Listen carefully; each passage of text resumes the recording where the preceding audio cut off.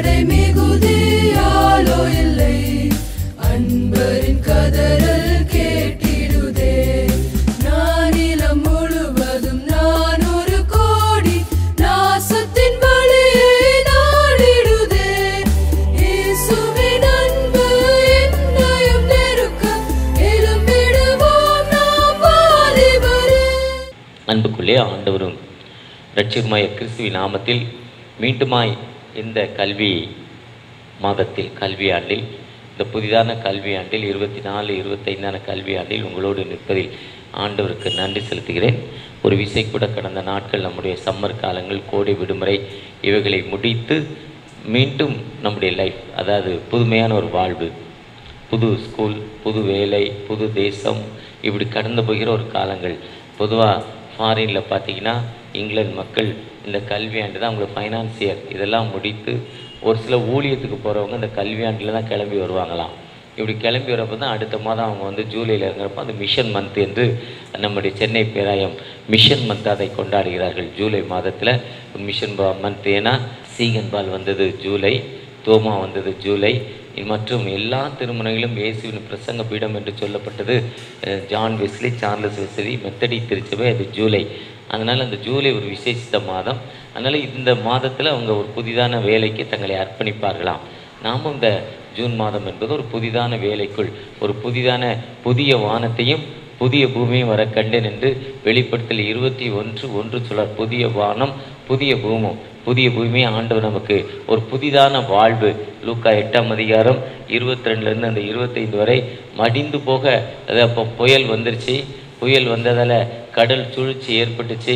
அந்த சுழற்சி ஏற்பட்டு அவங்க சாக போகிற நேரத்தில் மடிந்து போகிறோம், ஐயரே நாங்கள் மடிந்து போகிறோம், அது உமக்கு சித்தமா என்று தூங்குகிற இயேசுவை எழுப்புனாங்களாம்.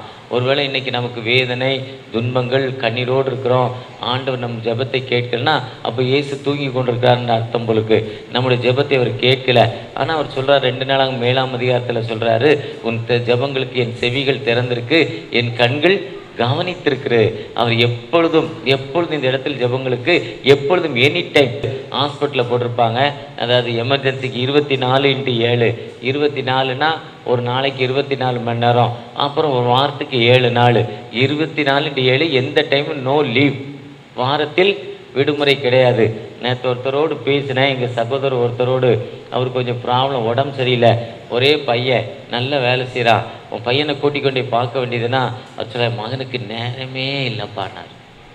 நான் சொன்னேன், எங்களுக்கெல்லாம் 28 மணி நேரம், அவனுக்கு முன்னே 24 மணி நேரம், அதனால் அவனுக்கு நேரமே இல்லை, விடு, நீ இருந்து என்ன பண்ண போகிறப்போ டிக்கெட் வாங்கிட்டேன். அவர் மாதிரி ஆயிட்டான், நேரமே இல்லையா. அவர் சொன்ன ஸ்டைலே அப்படியே தத்ரூபமாக. அப்போ எங்களுக்கெல்லாம் 28 மணி நேரமாக, அவனுக்கு மட்டும் 24 மணி நேரமானு கேட்டேன். ஒரு மாதிரி ஆகிட்டான். அடுத்த கேள்வி வேகமாக வந்துருச்சு. சரி பரவாயில்ல, நேரம் இல்லை, நீ நேரடியாக டிக்கெட் வாங்கிறேன், இனிமேல் இருந்து என்ன பண்ண போகிற, வயசு 72 ஆகிடுச்சு, முடிஞ்சு போச்சு ஆட்டோன்ட்டேன். சங்கீதம் 90:10 அழகாக சொல்லுது, மனுஷனுடைய ஆயுசு நாட்கள், அதுக்கப்புறம் பலத்தின் மேல் சஞ்சலமும் வருத்தமும்னு வேதம் அழகாக சொல்லுது. இது யாரையும் குறை சொல்லலை, வேதம் சொல்கிறத மட்டும்தான் நான் சொல்கிறேன். ஆண்டோடைய சித்தத்துக்கு எப்போ ஒப்பு கொடுத்துட்டோமோ, ஆண்டவரே என்னை கைகளில் ஒரு ஆவியை ஒப்புவிக்கிறேன். சேவான் சொன்னார்ல, அடி வாங்கிட்டு இவர்களை மன்னிங்க, இருந்தாலும் எங்கள் ஆவியை உங்களுடைய கையில் நான் ஒப்புவிக்கிறேன். அப்போஸ்தலர் 7ஆம் அதிகாரம் கடைசி பகுதியில் கடவுள்கிட்ட ஆவியை ஒப்பு கொடுத்துட்டாரு. ஒருவேளை அவர் கூப்பிட்டுருந்தா, இறங்கி வாங்க, இந்த கல்லறியெல்லாம் கொல்லுங்க, இந்த முதல் திருடனை போல, முதல் சிலுவையில் அறையப்பட்ட கல்வனை போல பேசியிருக்கலாம். நீ நல்லவர் வல்லவர், இறங்கி வாயா, என்னையும் காப்பாற்று உன்னையும் காப்பாற்றுன்னு சொல்லியிருக்கலாம். ஆனால் அவர் அப்படி ஜெபம் பண்ணல. என் ஆவியை, இதுதான் என் வேலை முடிந்தது, என் வேலை, என் time is end, time has end, என் வேலை முடிந்துருச்சு.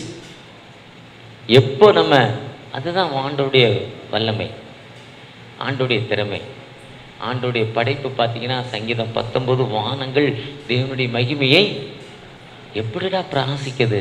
2ஆப்பில் படித்தா, 2ஆப்லேயோ 3ஆப்லேயோ ஒரு புத்தகத்தில் ஒரு வியாபாரம் பண்ண போகிறார்.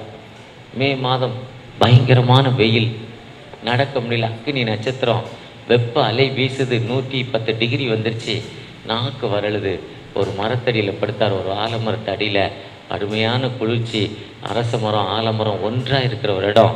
அதாவது முந்தா நாள் சாரா டக்கர் காலேஜுக்குள்ளே போயிருந்தேன்.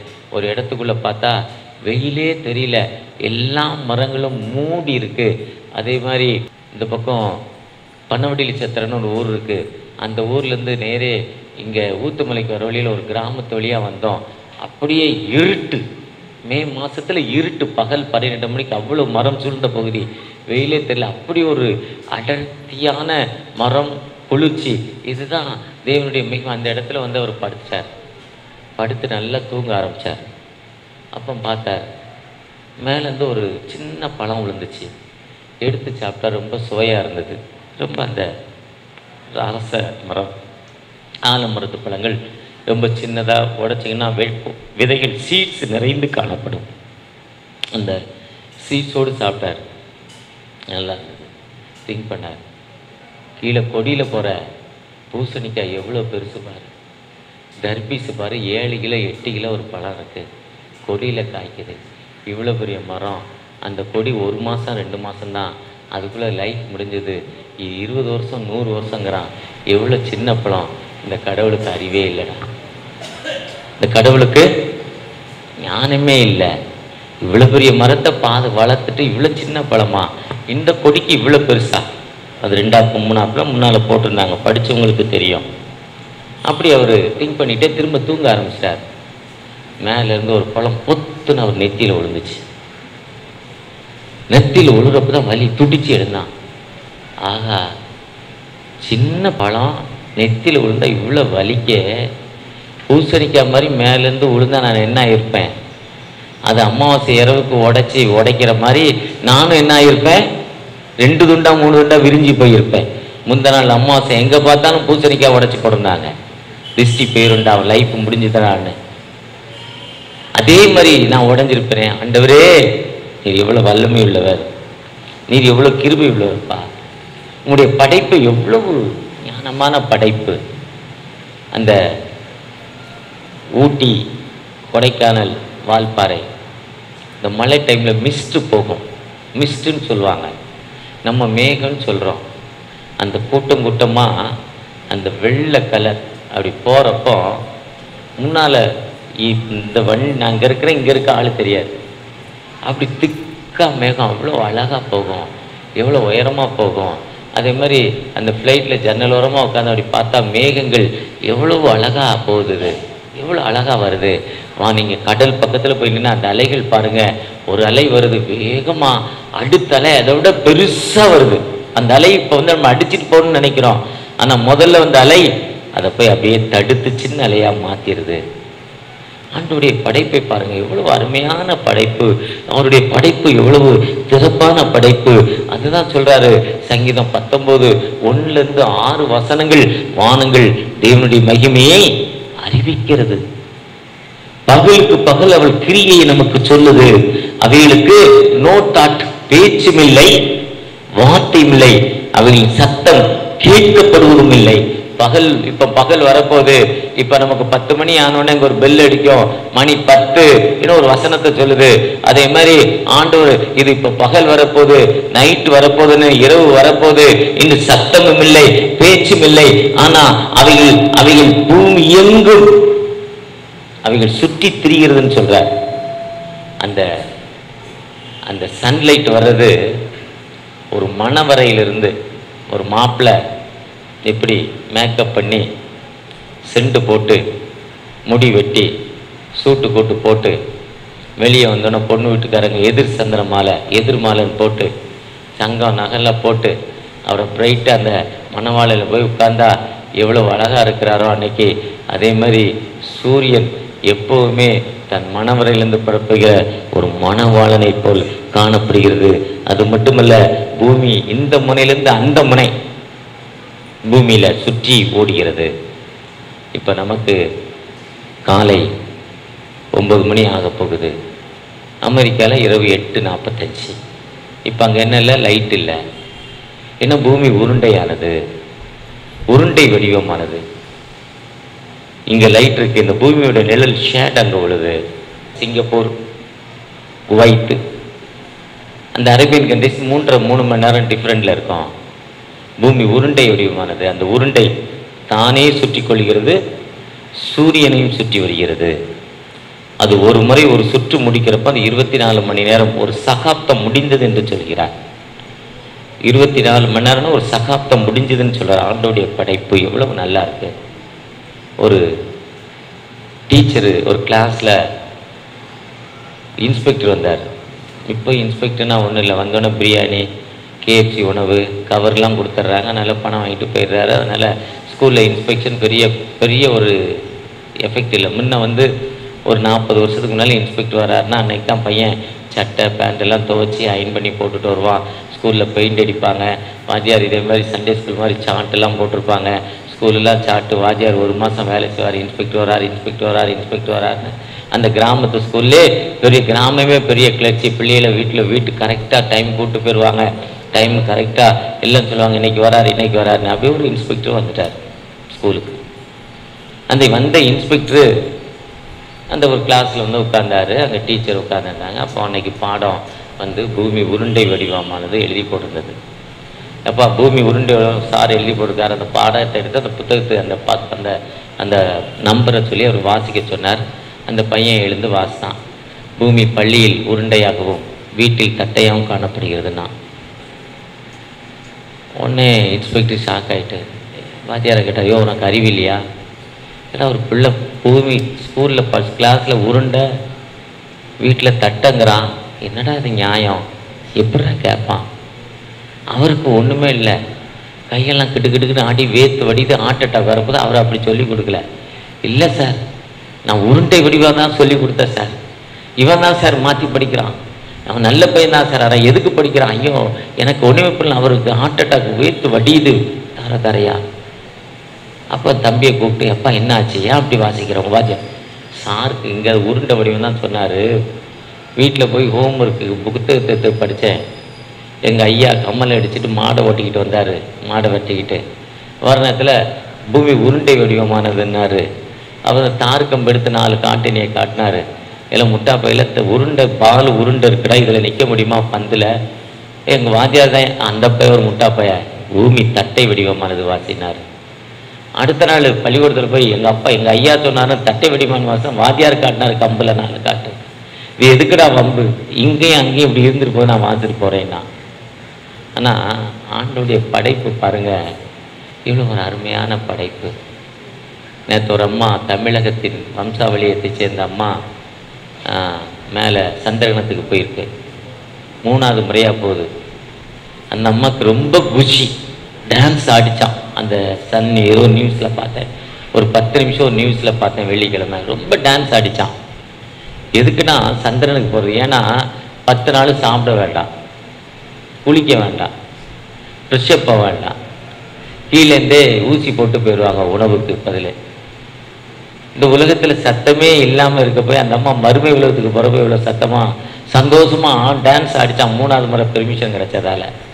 ஆனால் ஆண்டவர் இந்த பூமியை படைக்கிறப்போ அது எவ்வளவு அருமையான படைப்பு.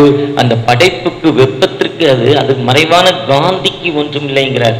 6ஆம் வசனம், மாணவரையிலிருந்து ஒரு முனையிலிருந்து புறப்பட்டு அவைகளை மறுமுனைக்கும் சுற்றி ஓடுகிறது, அதன் காந்திக்கு மறைவானது ஒன்றுமில்லை. காந்தி தாத்தா. அப்போ சூரியனும் சந்திரன் ரொம்ப அமைதியானதுன்னு நினச்சிக்கிட்டேன். இல்லையே, காந்தினி ஏன் போட்டுக்காங்க? காந்தி அமைதியானவர், அவர் அகிம்சையை பேசினவர், சத்தியாகிரகத்தின்படி நடந்தவர், அருவா கத்தி துப்பாக்கி இல்லாமல் உண்மையின்படி அமைதியின் போராட்டம் நடந்தவர். அது காந்தினா அமைதின்னு நான் நினச்சிக்கிட்டேன். ஏன்னா கரம்சந்த் காந்தின்னு. அது திருவில்லியத்தில் நான் போய் பார்த்தேன். திருவில்லியத்தில் பார்க்குறப்போ அது வெப்பம் என்று சொல்லப்படுகிறது. அந்த ஹீட்டு, சந்திரனுடைய ஹீட்டு வந்து 3 லட்சம் கிலோமீட்டருக்கு முன்னால் பக்கத்தில் போக முடியாது. 3 லட்சம் கிலோமீட்டர் தூரத்துக்கு பக்கத்தில் போனால் மரக்கட்டை ஆயிரும் சூடு. அந்த சந்திரன் வந்து பூமியை சுற்றுவோம். கடகரேகை, மகர ரேகை, மத்திய ரேகை, 3 ரேகை. இந்த 3 ரேகைகளை சொல்கிறாங்க. இது மத்தியில் சூரியன் வருது. இப்போ நம்ம சந்திரரேகத்தில் இருக்குன்னா நமக்கு பக்கத்தில் கிட்டத்தட்ட ஒரு 4 லட்சம் 5 10 லட்சம் கிலோமீட்டர் பக்கத்தில் சந்திரன் வரப்போனா அந்த மே மாதத்தோட வெயில். டிசம்பரில் ஒரு 20 லட்சம் கிலோமீட்டர் தூரமாக போயிருந்தான். இந்த ரேகைகள் எப்படி சொல்லப்பட்டிருக்குன்னா, நாங்கள் உகண்டா IMSலேருந்து உகண்டா போயிருந்தோம். உகண்டாவில் விக்டோரியா ஸ்ப்ரிங்ஸ்னு ஒரு இடத்துக்கு போயிருந்தோம். விக்டோரியா ஃப்ரிங்ஸ்னா அந்த நம்ம தண்ணி உற்பத்தி ஆகிற ஒரு இடம். சொனை தண்ணி அப்படி சுழற்சி அப்படி சுற்றி வருது. நானும் மேலேன்னு என் துணைவியாரும் போயிட்டோம். அந்த கூட்டிகிட்டு போகிறப்போ அவன் சொல்கிறான், இப்போ பாருங்கள் இந்த எல்லாம் இங்கே வருது, நடுவில் போனால் இந்த எல்லாம் பிடிப்போம்.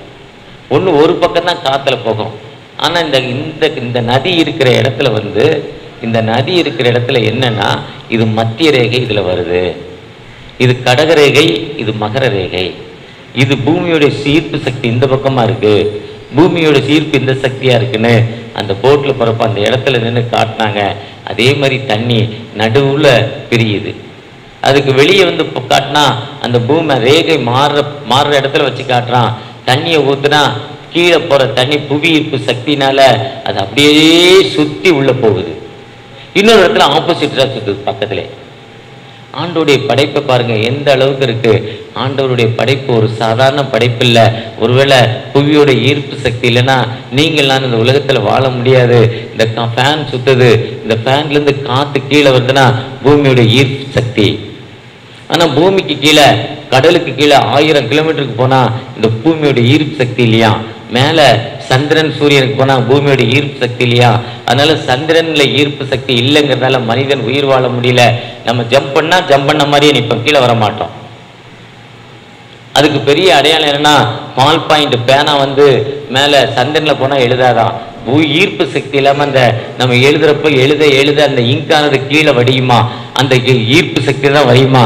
மேல இல்லைங்கிறதால அந்த இங்கு வராம எழுதாதான். பூமியில தண்ணிக்குள்ள 1000 கிலோமீட்டர், கடலுக்குள்ள கீழே 1000 கிலோமீட்டர் போனா எழுதாதான். குறிப்பு எடுக்கவங்கன்னு அமெரிக்காக்காரங்க ஒரு பல லட்சம் டாலர் செலவு பண்ணாங்களாம் அதை கண்டுபிடிக்க. 33 மணி நேரம் பேலன்ஸ் ஆகுதான், குறையுதான். எங்க இருக்குன்னு கண்டுபிடிக்க முடியா. வேணும் ஆராய்ச்சியாளர்கள் திடீர்னு இப்போ இயேசு பிறந்தாரு, வாழ்ந்தாரு, செத்தாருன்னா அதுக்கு இதை நம்ப மாட்டான். அதுக்கு சாட்சியங்கள் இருக்கு. தோமா அந்த ஊருக்கு வந்தாரு, அவர் கல்ற எங்க இருக்குன்னா நம்புறதுக்கு சில சாட்சியங்கள் இருக்கு. அதே மாதிரி ஏன்னா இப்போ நம்ம சாட்சி பார்க்கறது போய், கேட்பது போய், தீரை விசாரிப்பது மெய்ங்கிற மாதிரி அந்த உலகத்துடைய 6500 ஆண்டுகள் தொடங்கப்பட்ட அந்த காலங்களில் அந்த 34 மணி நேரம் 33 மணி நேரம் குறையினான். பல வருஷமா ஆராய்ச்சி பண்ணாங்களா, இங்கே இல்லையா. ஒரு அறிஞர்கிட்ட, வேத அறிஞர்கிட்ட போனாங்களா, என்னங்க கவலையா இருக்கீங்கன்னு அந்த வேத அறிஞர் கேட்டாரா. அப்போ அவர் சொன்னாரா, இதே மாதிரிக்கு நாங்கள் ரொம்ப ஆராய்ச்சி பண்ணிட்டோம் பல வருஷமா, எங்கெங்கே போய் ஆனால் அந்த 33 மரம் ஒன்றும் குறைய தெரியலப்பானாரா. ஆனால் பைபிளை திருப்புங்க, ஜோசுவா 10:13 பாருங்க. அந்த ஜோசுவா கையை தூக்குனாரு, நடு பகல் ஒரு 24 ஹவர்ஸ் சூரியன் அப்படியே நின்றுச்சு. அந்த டைமிங் வேலை செய்யலன்ட்டாராம். யாத்ரா 17ஆம் அதிகாரத்தில் மோசே சூரியன் சாஞ்சா இவங்க ஆட்கள் இஸ்ரேல் மக்களாக சாகுறான். ஆளுக்கு ஒரு பக்கமாக கையை தூக்குறாங்களாம். ஆரோனும் இன்னொருத்தனும் இப்படியே பிடிச்சாராம். சூரியன் அப்படியே நின்றுச்சான். இயேசு கிறிஸ்து சிலுவையில் அறிந்திருக்கிறப்ப அவர் மேலே உலகத்தின் பாவங்கள் கொட்டப்பட்டது. அதுதான் அதுக்கு முன்னால் சொன்னார், இதாவே இந்த பாத்திரம் என்னை விட்டு நீங்க கொடுமானால் நீங்கட்டும். இல்லை உலகத்தின் பாவங்கள் இருக்கப்போ கடவுளுக்கும் அவருக்கும் உள்ள தொடர்பு துண்டிக்கப்படுகிறது. அதுதான் சொல்றாரு 2 நாளாம் 7ஆம் அதிகாரத்தில், என் நாமம் தரிக்கப்பட்ட ஜனங்கள் தங்களை தாழ்த்தி என்னை நோக்கி ஜெபம் பண்ணி என் முகத்தை தேடி தன்னுடைய பொல்லாத வழியை விட்டு என்னிடத்தில் திரும்பினான். ஜெபம் பண்ற, ஹம்பிள் பண்ற, கடவுளை தேடுற, ஆனா தேடிட்டு பொல்லாத வழியை விட்டு திரும்பினால் அப்பதான் ஆண்டவர் அங்க கேட்பாரு. துன்மார்க்குடைய பலி கர்த்தருக்கு அருவருப்பானது, துன்மார்க்குடைய ஜெபம் கேட்கப்படுவதில்லை, துன்மார்க்கருக்கும் எனக்கு சம்பந்தம் ஏது. நீதிமொழிகள் 15:29 சொல்றப்ப துன்மார்க்கு கர்த்தர் தூரமாய் இருக்கிறார். இயேசு கிறிஸ்து மேலே பாவங்கள் கொட்டப்பட்டதால தான் அங்கிருந்து பசுத்தாவின் வல்லமை அவர் விட்டு போயிடுச்சு. அதெல்லாம் காரிருள் வந்துச்சுன்னு சொல்றாங்க. அது 3 மணி நேரம் 6 to 9 வரை உலகெங்கும் அந்தகாரம் உண்டாயிற்று. இந்த சூரியனுடைய டைம் ஷார்ட். இன்னொரு இடத்துலையும் சொல்றாங்க, இதுதான் ஆண்டோடைய படைப்பு. ஆண்டோடைய படைப்பு ஒரு சாதாரண படைப்பு இல்லை. இதுதான் கர்த்தருடைய வேதம் குறைவற்றது, முழுமையானது. திருவிலியத்தை வாசிக்கிறப்போ கர்த்தருடைய வேதம் முழுமையானது, முழுமைதான். முழு நிலை அடையப்படுவதுதான் கன்ஃபர்மேஷன். வேத பிரமாணம் தெரியும், பரமநிலை ஜெபம் தெரியும், கட்டளைகள் தெரியும், வேதம் வாசிப்போம், முழு இதன்படி நாங்கள் நடப்போங்கிறதா முழு நிலை. அதுதான் திருச்சபையின் முழு நிலை. கன்ஃபர்மேஷனை போல நாம் முழு நிலை அடையப்பட வேண்டும். அதுதான் முழுமை வேதம். இந்த வேதம் என்பது மனிதனுக்கு வாழ்வு கொடுப்பது. கர்த்தருடைய வேதத்தில் நடக்கிற உத்தம மார்க்கத்தால் வாக்கியவான்கள். அதுதான் 20 சொல்றப்ப சிலர் ரதங்களை குறித்தும் சிலர் குதிரைகளை குறித்தும் மேன்மை பாராட்டுகிறார்களோ, நாங்களோ எங்கள் தேவனாய கர்த்தரை குறித்து. எனக்கு இது மட்டும்தான் ஒளி, இந்த வார்த்தை மட்டும்தான். வார்த்தை மட்டும்தான் என் கால்களுக்கு தீபம், என் பாதைக்கு வெளிச்சம். கர்த்தருடைய வேதத்தின்படி நடக்கிற உத்தம மார்க்கத்தார் பாக்கியவான்கள். இன்று நான் உனக்கு விதிக்கிற கட்டளை கருத்தாய் கைக்கொள்வாயானால் உலகத்துள்ள சகல ஜாதிகளும் எங்க வைப்பேன்? மேன்மையான இடம் மேல. நேற்று ஒரு ஐயர் ஃபோன் பண்ணி ஒரு பெரிய மீட்டிங் நடக்க போகுது, உங்களை தான் ஃபர்ஸ்ட்ல வைக்க போறேன்னாரு. எவ்வளவு காசு எதிர்பார்க்குறீங்கன்னு அடுத்த கேள்வி கேட்டேன்.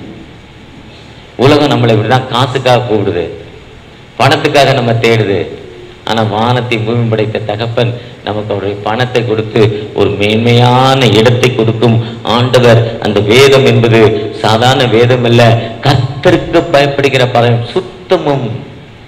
அந்த 9ஆம் வசனம் நம்ம அதுதான் கர்த்தருக்கு பயந்த ஒரு வழியில் நடக்கிறவன். 128:1 பயப்படாதே, நான் உன்னோடு இருக்கிறேன். எப்ப பயம்? ஆண்டவருக்கு பயந்தா வேற எவனுக்கு போய் பயப்பட வேண்டாம். கடவுளுக்கு பயப்படலைன்னா எல்லாத்துக்கும் பயப்படணும். அந்த திருநெல்வேலியில் வைர மாளிகைன்னு ஒரு ஹோட்டலு ரொம்ப ஃபேமஸ்.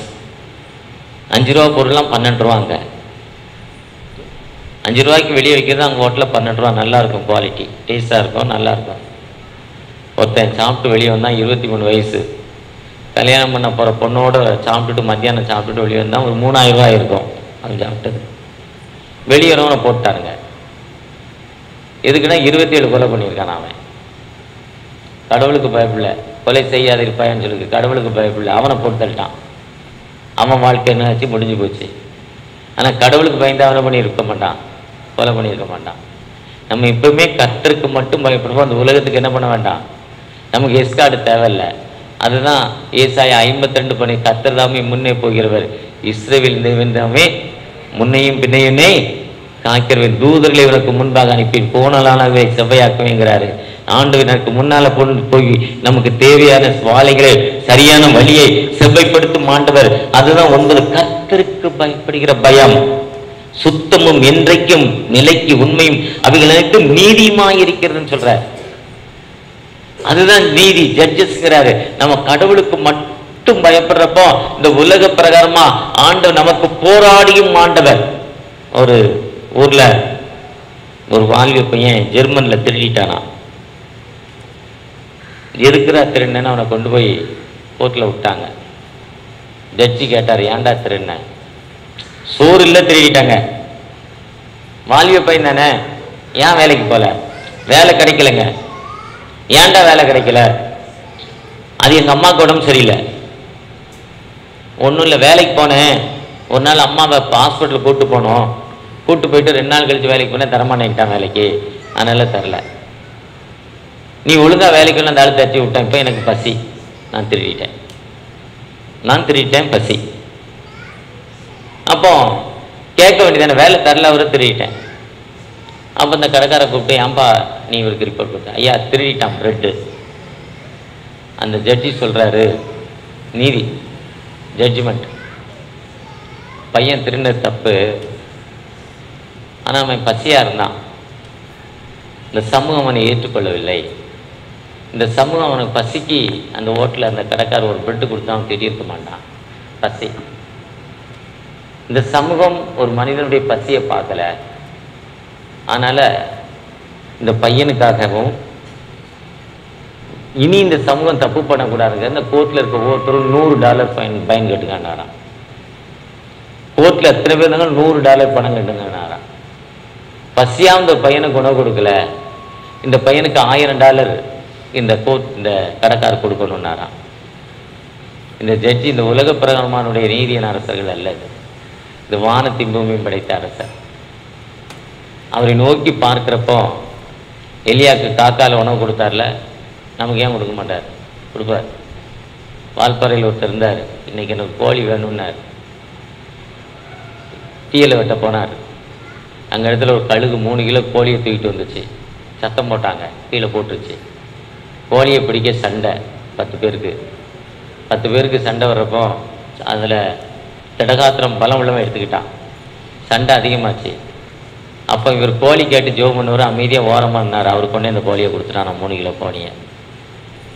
நடந்த சம்பவம் இது, நெட்டில் டவுன்லோட் பண்ணலை, இது நடந்த சம்பவம். ஒருவேளை நம்ம கடவுளுக்கு பயப்படுறப்போ அவர் அதிதின் காலத்தில் நேர்த்தியாய் செய்திருக்கிறார். இன்னைக்கு வெயில் அடிக்க பாரு எல்லாம் தாழ முடியாதுன்னா இஸ்ரேல் மக்களுக்கு மேகர் சம்பத்தை கொடுத்தீங்க, எனக்கு ஏன் கொடுக்க மாட்டீங்களான்னு கேட்குறப்போ அந்த மேகர் சம்பம் கண்டிப்பாக வரும். அன்னைக்கு வெயில் நிச்சயமாக கம்மியாக இருக்கும். என்னுடைய லைஃப்பில் நான் பார்த்துக்கிட்டு இருக்கேன். எங்கள் ஊரில் தண்ணி இல்லை, எங்கள் கிராமத்தில் தண்ணி இல்லை, இந்த மக்களுடைய வாழ்வு தண்ணியில் இந்த மக்களுக்காக ஜெபம் பண்ணுங்கன்னு ஜெபம் பண்ணுறப்போ நிச்சயமாக தண்ணியை கொடுப்பார். இதுதான் கர்த்தருக்கு பயம், அது சுத்தமும் நீதியுமாயிருக்கிறது.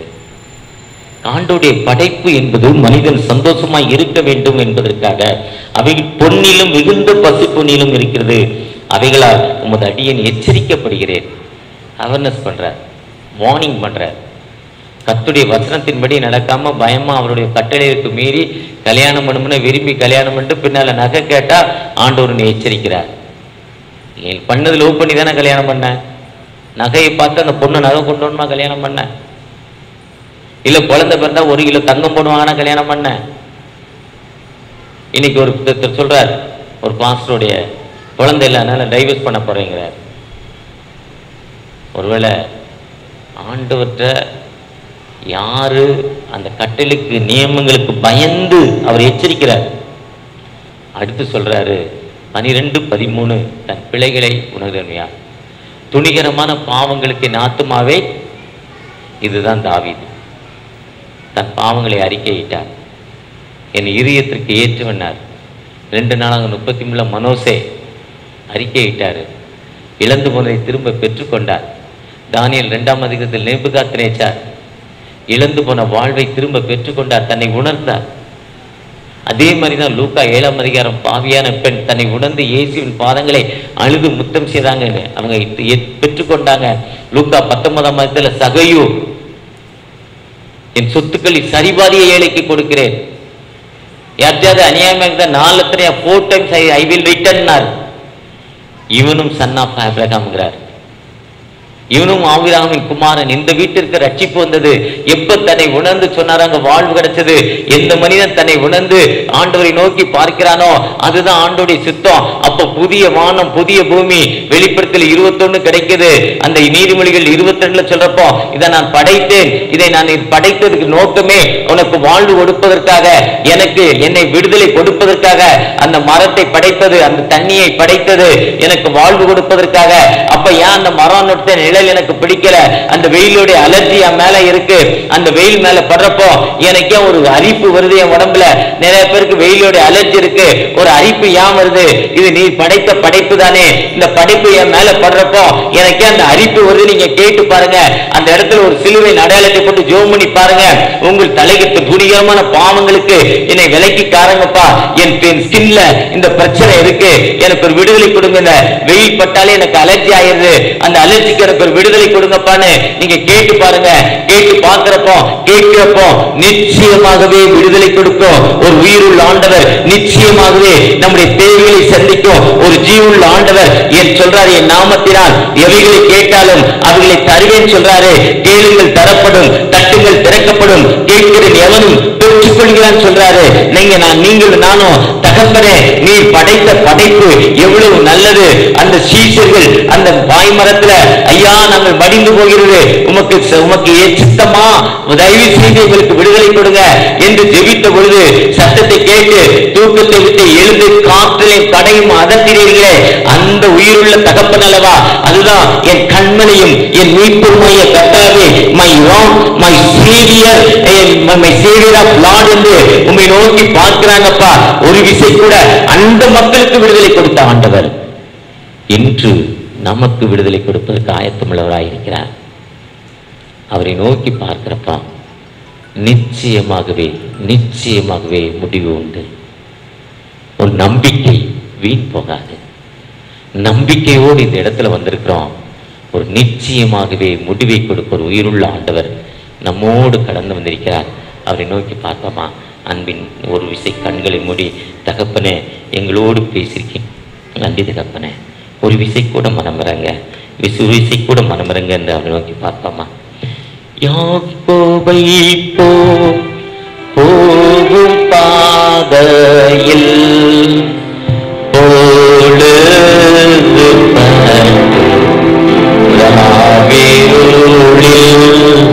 வந்து மூடிட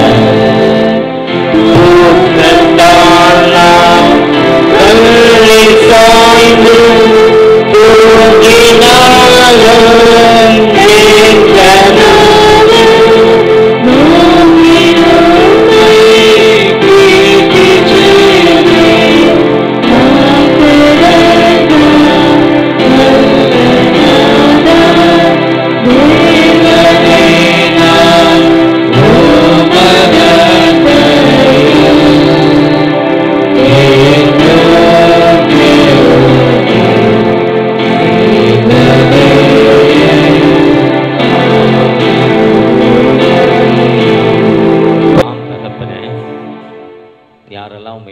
பார்த்துருக்காங்களோ, ஐயரே இறங்கும், ப்ளீஸ் ஹெல்ப் மீ, தாவீதின் குமாரனே எனக்கு இறங்கும் என்று அழைத்த பொழுது, இப்போ அழைத்த மக்கள் நீங்கள் விடுதலை கொடுங்கப்பா.